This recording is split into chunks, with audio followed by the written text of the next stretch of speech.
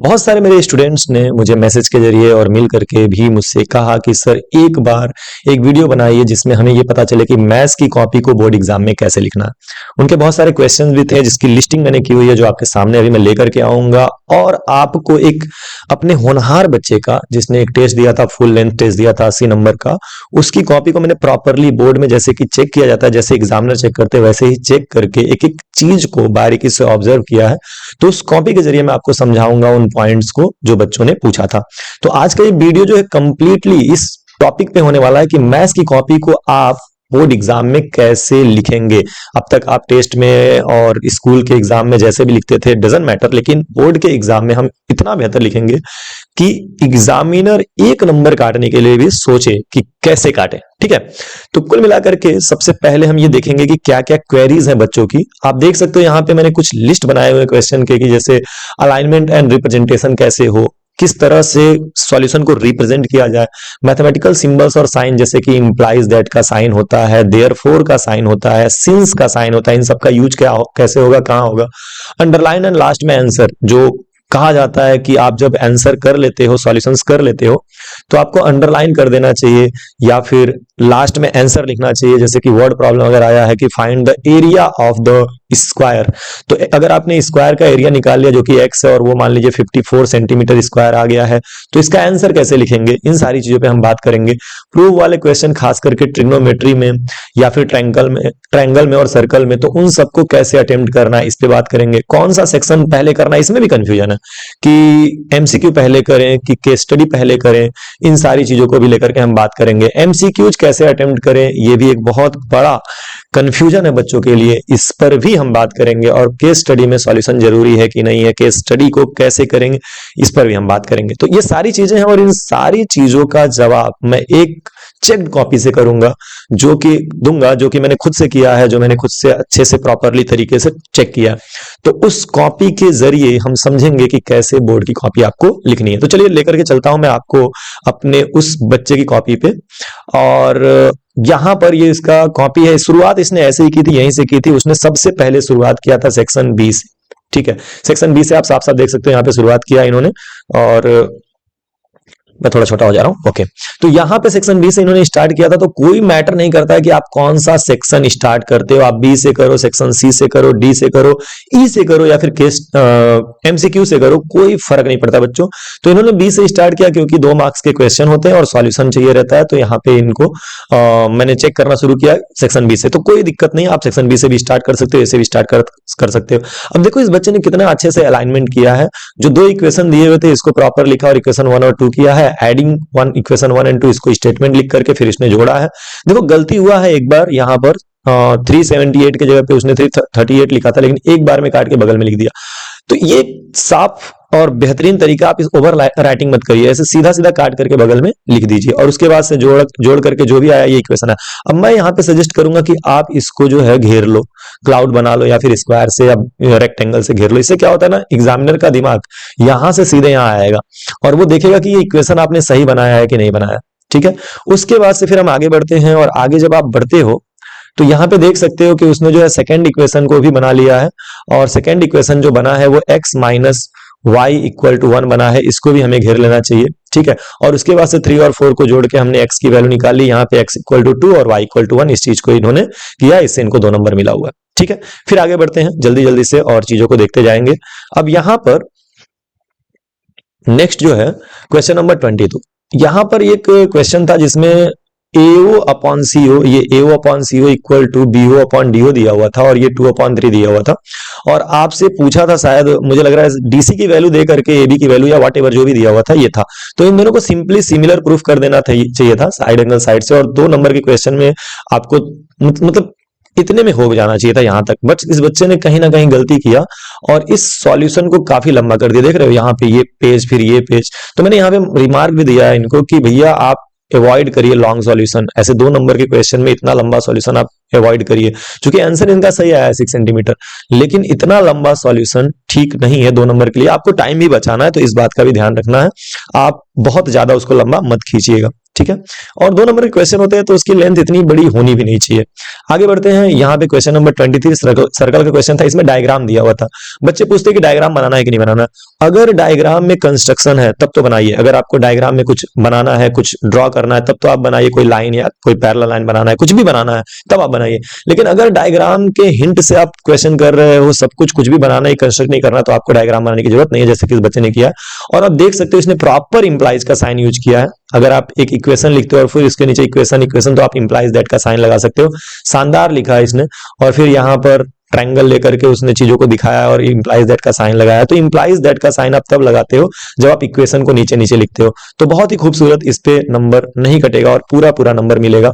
यहाँ पर भी आप देख सकते हो कि एरिया ऑफ सेक्टर निकालना था, तो इन्होंने 1/2 L इंटू आर लगा करके निकाल दिया। यहाँ पे मैं एक चीज इनको सजेस्ट करना चाहूंगा कि बेटा जब भी ऐसा क्वेश्चन हो तो यहाँ पे कम से कम लेंथ ऑफ आर्क अगर दिया हुआ था तो लेंथ ऑफ आर्क को ऐसे लिख दिया करो। गिवन में L इक्वल टू क्या दिया हुआ है, तो L इक्वल टू 5 पाई दिया हुआ है ना। और मतलब जो भी एरिया ऑफ सेक्टर दिया हुआ है तो area of sector A equal to दिया हुआ है 20 पाई। ऐसे जो गिवन डाटा है उसको लिखने के बाद आप फार्मूला लगाइए तो ये ज्यादा ठीक रहेगा। ठीक है, आपको कभी भी अगर कोई भी क्वेश्चन सॉल्व करना है और उसमें कुछ गिवन चीजें हैं तो आप उसको पहले नोट कर लीजिएगा और उसके बाद सॉल्व करिएगा। फिलहाल आपको नंबर तो मिलते हैं, बट आप अगर ये करेंगे तो आपके नंबर नहीं कटेंगे, श्योर हो जाता है। ठीक है, फिर उसके बाद से ये वाला क्वेश्चन 25 देखो, आपको ये दिया हुआ था, यहाँ से x की वैल्यू निकालनी थी। तो ऑब्वियसली 2 sin 3x √3 है, तो यहाँ पे sin 3x जो होगा वो √3/2 हो जाएगा, 2 ट्रांसफर होगा तो, और sin 60 की वैल्यू √3/2 होगी। तो इस बच्चे ने इस चीज को दिखाया और उसके बाद से यहाँ पर नेक्स्ट में 3x इक्वल टू 60 आएगा और ये x की वैल्यू जो है वो 20 आ रही है, और फिर 10x + 25 पूछा था तो इसकी वैल्यू 1 आ जाएगी। तो ये बहुत ही अच्छा है, यहाँ पे आपको एक एक नंबर मिलके 2 नंबर मिल गया।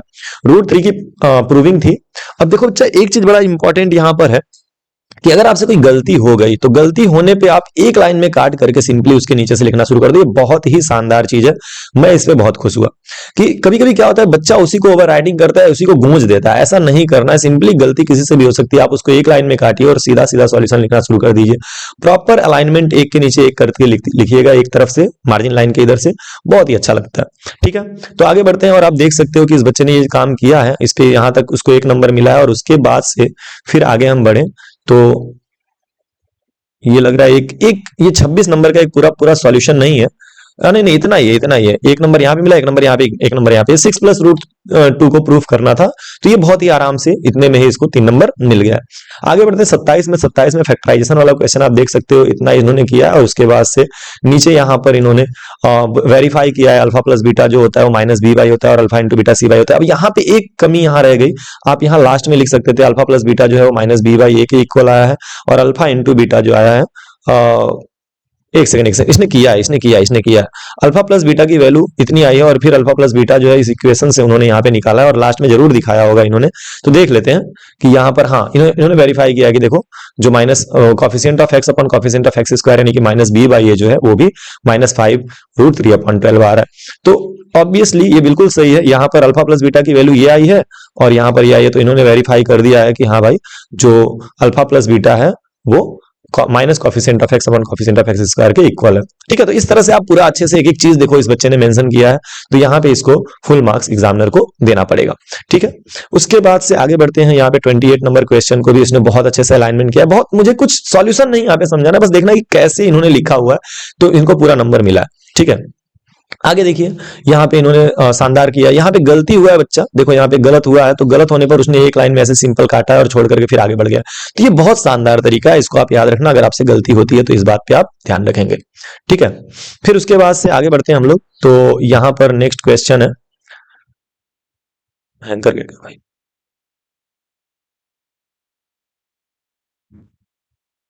ओह एक सेकेंड, हाँ ठीक है।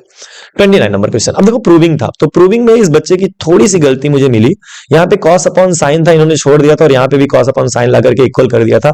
ये जरूरी नहीं होता, आप कॉस अपॉन साइन को कॉट लिख दो ना, कितनी छोटी सी बात है, कॉस अपॉन साइन कॉट होता है और यहाँ पे कॉट होता है, तो हाफ मार्क्स यहाँ डिडक्ट कर सकता है एग्जामिनर। ठीक है, वो बोलेगा कि कॉस अपॉन साइन आपको पढ़ाया गया है, कॉट है, तो आप उसको कॉट लिख दो। तो इस चीज को ध्यान रखिएगा। और एक चीज बहुत अच्छा है इस बच्चे में कि LHS यूज किया, कॉट थीटा आ गया, फिर RHS यूज किया, कॉट थीटा आ गया।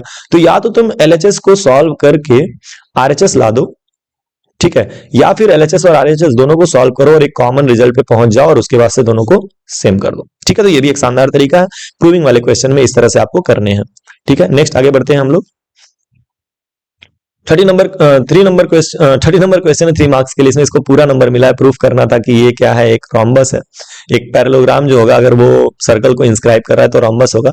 तो देखो कितना शानदार तरीके से इस बच्चे ने लिखा है। अलाइनमेंट को देख लो, चाहे इंप्लाइज दैट के साइन को देख लो, सिंस देखो, सिंस एडजेसेंट साइड। अब सिंस का यूज कहाँ करना है, तो आप देख सकते हो कि सिंस का यूज यहाँ पे करना है कि since adjacent side of parallelogram are equal, therefore ABCD is a rhombus. बहुत शानदार। तो इस पे इसको पूरा नंबर मिलेगा, 3 नंबर कोई नहीं काट सकता है। आगे बढ़ते हैं नेक्स्ट हम लोग। तो यहाँ पे 31 नंबर क्वेश्चन पूरा गलत हो गया था, बच्चे ने क्वेश्चन गलत पढ़ा था। तो कभी भी एग्जाम में रहना ना, तो प्लीज क्वेश्चन को ध्यान से पढ़ना। ये इस बच्चे से अनएक्सपेक्टेड मिस्टेक था, ये गलती करेगा ही नहीं, बट क्यों गलत हो गया, क्योंकि ना इन्होंने क्वेश्चन को ध्यान से पढ़ा ही नहीं। इसमें 3 cards were already removed, 3 card हटा दिए गए थे और इन्होंने हटाया नहीं। जब 3 कार्ड हटा दिए जाएंगे तो आपके पास टोटल 52 होता है, -3 हो जाएगा, यानी कि 49 कार्ड्स बचेंगे। और यहां पर इन्होंने नहीं हटाया, इसकी वजह से पूरा का पूरा इनका क्वेश्चन गलत हो गया। सिर्फ आधा नंबर इस फार्मूले के लिए इनको मिला। तो ये मेहरबानी भी है कि आधा नंबर चलो फार्मूला लिखा तो दे दिया। तो इस चीज को ध्यान में रखिएगा प्लीज, और ऐसी गलती आप मत करिएगा। नेक्स्ट सेक्शन डी जो है, यहाँ पे 5 नंबर का क्वेश्चन होता है। बेटा छोटी छोटी गलतियों से कितना नंबर कट जाता है आप देख सकते हो। यहाँ पे इस बच्चे ने इक्वेशन सही बनाया, लेकिन यहाँ पे भी सही किया, और यहाँ पे एक छोटी सी गलती हुई, 28 मल्टीप्लाइड बाई 2 56 होना चाहिए, 36 लिख दिया, और पूरा का पूरा सॉल्यूशन यहाँ पे गलत हो गया, और मात्र 2 नंबर इसको मिले। तो 5 नंबर के क्वेश्चन में अगर अपने छोटा सा मिस्टेक कैलकुलेशन में कर दिया तो आपका पूरा का पूरा नंबर जा सकता है। इस बात का आप ध्यान देना, ध्यान रखना, ठीक है। आगे बढ़ते हैं हम लोग नेक्स्ट। प्रूविंग वाले क्वेश्चन देख लो। बीपीटी आया था, बीपीटी में अगर स्टेटमेंट लिखने के लिए बोला है तो आप स्टेटमेंट जरूर लिखेंगे। शायद नहीं बोला था इसलिए इस बच्चे ने स्टेटमेंट नहीं लिखा। अगर स्टेटमेंट बोला है कि स्टेट एंड प्रूव बीपीटी, तो सबसे पहले आप स्टेटमेंट लिखेंगे, उसके बाद से गिवन, टू प्रूव, कंस्ट्रक्शन, ये सारी चीजें आप प्रॉपर तरीके से जैसे इस बच्चे ने लिखा है उस तरह से आप लिखेंगे। यहाँ पर आप देखिए कि अलाइनमेंट पर ध्यान देना है आपको। और बीपीटी में कभी कभी क्या करता है, कभी कभी मैक्सिमम ऑफ द केसेस में क्या करता है, एक तो बीपीटी प्रूफ करनी है जो यहां तक इसने प्रूफ किया, और उसके बाद से आगे क्वेश्चन दे देता है 2 नंबर का, 3 नंबर का बीपीटी और 2 नंबर का क्वेश्चन। तो आपको पहले बीपीटी कर लेना है, प्रूविंग कर लेनी है, और उसके बाद से फिर 2 नंबर का क्वेश्चन आपको करना है, तब आपको पूरा नंबर मिलेगा। अदरवाइज आपका 2 नंबर ये जो क्वेश्चन है एक्स्ट्रा क्वेश्चन वो नंबर खा जाएगा अगर आप नहीं करोगे तो। कभी कभी बच्चे क्या करते हैं, बीपीटी करते ही नहीं है, सिर्फ क्वेश्चन कर देते हैं, तो उसका नंबर मिल जाएगा 2 नंबर, 1.5 नंबर, जितने नंबर का भी रहेगा। तो इस बात का भी ध्यान रखना है कि हमको बीपीटी के साथ साथ जो क्वेश्चन गिवन है वो भी करना है। 34 नंबर क्वेश्चन भी 5 नंबर का था, जिसमें सरफेस एरिया एंड वॉल्यूम का क्वेश्चन था। कितना शानदार इस बच्चे ने किया। सबसे पहले इसने एक फिगर बना दिया। फिगर जब भी बनाइए मैं रिक्वेस्ट करूंगा कि कंपास बॉक्स यूज कर लीजिएगा, ठीक है। कंपास यूज करने का मतलब स्केल, रूलर सब यूज करिए, अच्छा फिगर बनाइए, सुंदर, देख करके एग्जामिनर का दिल खुश हो जाए ऐसा कॉपी लिखिए, ठीक है। अलाइनमेंट बहुत अच्छा है बच्चे का, कोई कमी नहीं है इसमें। आगे बढ़ते हैं और देखते हैं कि इसने 5 नंबर इसको क्यों मिला। इस पे आप देख सकते हो एकदम प्रॉपर तरीके से एक एक चीज, कहीं कोई रफ नहीं, कुछ नहीं, साफ सुथरी कॉपी इस बच्चे ने लिखा है।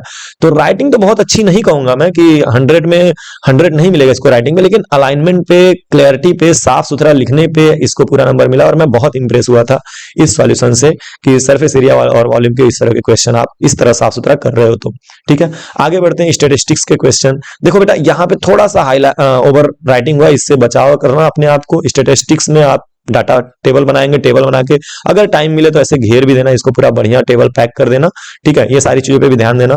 बाकी चीजें बहुत अच्छी लिखी हुई हैं।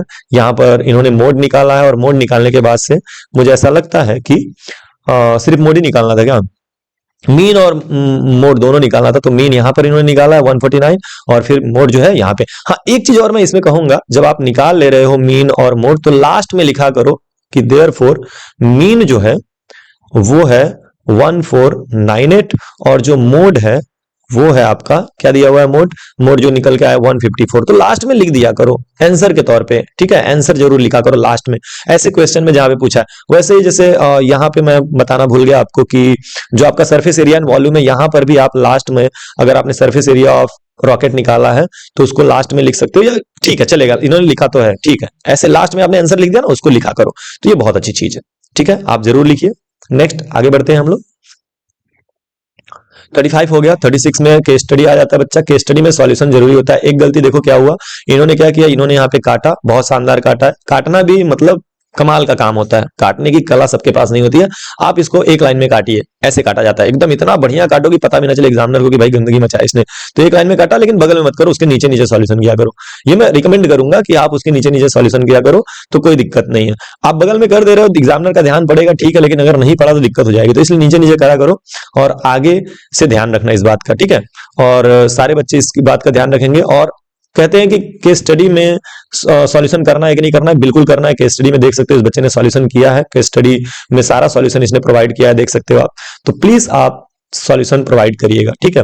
तो इस तरह से हम देख सकते हैं कि इस बच्चे ने सारी कॉपी अपनी की है। अब बात लास्ट में इस बच्चे ने सेक्शन ए किया है एमसीक्यू। तो एमसीक्यू जो है, एमसीक्यू में आपको क्या करना है, एमसीक्यू में आपको एक एक लाइन छोड़ के लिखना है साफ सुथरा रहने के लिए। आप और नंबरिंग कर दीजिए 1 2 3 4 5 6 ऐसे लिख दीजिए, और उसके बाद से ऑप्शन लिखिए, और ऑप्शन लिखने के बाद से उसका रिस्पॉन्स भी जरूर लिखिए। ऑप्शन लिखिए और रिस्पॉन्स जरूर लिखिए, ऑप्शन लिखिए और उसका आंसर जरूर लिखिए। ये दोनों चीज करना। कुछ बच्चे सिर्फ ऑप्शन लिख देते हैं, कुछ बच्चे सिर्फ रिस्पॉन्स लिख देते हैं, तो ये गलत है। आपने या तो बी लिखा, या तो ए लिखा, या तो 2 लिखा, या तो 3 लिखा, ऐसे मत करो भाई। ऑप्शन भी लिखो, जैसे आपने अगर बी लिखा है ना, तो बी के बगल में जो उसका आंसर है वो भी लिखो, ये बहुत जरूरी है, ठीक है। तो इस बात का ध्यान रखना। सेक्शन ए आप बिल्कुल लास्ट में कर सकते हो, बिल्कुल शुरुआत में कर सकते हो, कोई मैटर नहीं करता यार, ठीक है। तो सेक्शन वाला कॉन्सेप्ट भी आपका मतलब क्लियर हो गया होगा, कंफ्यूजन दूर हो गया होगा। एक एक नंबर के बाद इसने छोड़ा, देखो यहाँ 3 4 लाइन छोड़ दिया, कोई दिक्कत नहीं, आप नीचे लाइन छोड़ सकते हो, लेकिन जगह था तो कर भी सकते थे। 14 के बाद 15 16 17 आप कर सकते थे, ठीक है। फिर उसके बाद से आगे बढ़ते हैं। यहाँ पर देखो एक गड़बड़ी मुझे दिखी थी। यहाँ पे इन्होंने जो 17 नंबर क्वेश्चन है, गलत भी हुआ था, खैर, लेकिन आपका अगर गलत हो गया ना, तो आप सिंपली यहाँ से यहाँ तक इसको काट के 17 नंबर यहाँ भी लिख सकते हो, कोई दिक्कत नहीं है। 16 के बाद से 17 काटा और 17 नीचे लिख दिया। अगर गलत हो गया तो इसमें ओवर राइटिंग करने की कोई जरूरत नहीं है। मैं एक ही बात कहूंगा कि अगर गलत हो गया ना, तो पूरा का पूरा काटो, और पूरा का पूरा काट करके उसको नीचे से लिख दो, बहुत सही। जैसे मान लो 20 नंबर अगर मेरा गलत हुआ होता तो मैं 20 को काटता, और अरे यार एक सेकंड, हाँ 20 को काटता और फिर मैं 20 नंबर डाल के यहाँ पे अपना आंसर लिख देता, ठीक है। तो उम्मीद है कि आपको बातें समझ में आ गई होगी, और इस बच्चे ने इस तरह से पूरा का पूरा जो है क्वेश्चन कंप्लीट कर लिया था। तो बच्चों कुल मिलाकर के हमें ये बात समझनी होगी कि कैसे हमको करना है। मैंने प्रॉपर एक कॉपी के जरिए जो जो मिस्टेक था, जो जो अच्छी चीजें थी, सब मैंने बता दी। आप उसको चीज को फॉलो कर सकते हो। दूसरी चीज जो है कि हमको ये बात ध्यान में रखना है कि बोर्ड एग्जाम में क्लैरिटी, साफ सफाई बहुत जरूरी होती है, तो उस पर भी आपको ध्यान में रख करके काम करना है। बाकी और भी कोई दिक्कत हो, कोई परेशानी हो, तो कमेंट करके जरूर पूछ लेना। मैं आपके लिए हमेशा तत्पर हूं, हमेशा आपके साथ हूं। बस आप करते रहो, मेहनत लगे रहो, और डरना घबराना नहीं है, पेशेंस रखना है, बहुत ज्यादा पैनिक नहीं होना है, बहुत ज्यादा ओवर कॉन्फिडेंट में नहीं आना है, बिल्कुल नॉर्मल रह करके अपना एग्जाम लिखना है, ठीक है। तो फिर ठीक है, और कोई डाउट होगा, कुछ कंफ्यूजन होगा तो जरूर करना, मैं वीडियोस बनाते रहूंगा। तब तक के लिए बाय बाय, टेक केयर, पढ़ते रहिए और खूब खूब खूब तरक्की करिए, खूब आगे बढ़ते रहिए।